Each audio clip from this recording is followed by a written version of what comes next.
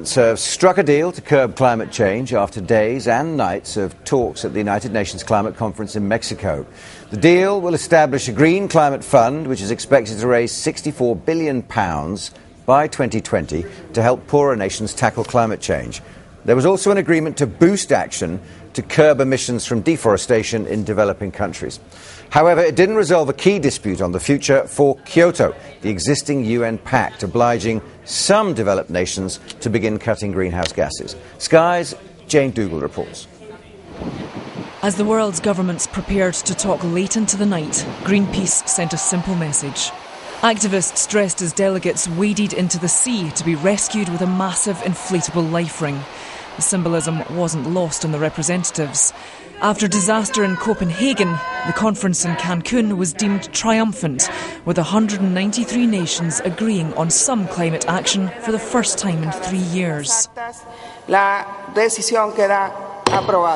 Mexican Foreign Minister and Conference President Patricia Espinosa banged down her gavel on the deal. £64 billion a year will be raised by 2020 to protect poor nations against the impact of global warming. Only Bolivia objected to the plan, saying it didn't go far enough in curbing climate change. Energy and Climate Change Secretary Chris Huhne was involved in brokering the deal and described it as a success. This is the first time we've got an agreement which covers all the most important emitting countries, both the developed world and the developing world.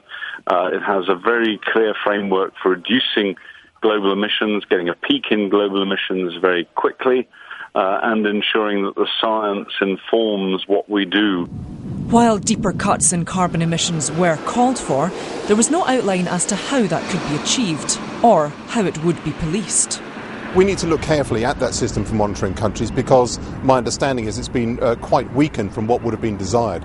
But the biggest problem of all is the targets that are in this agreement will not avoid dangerous climate change. So what are we monitoring? If we're monitoring already weak targets, it's not much use. We actually need much stronger targets in the first place.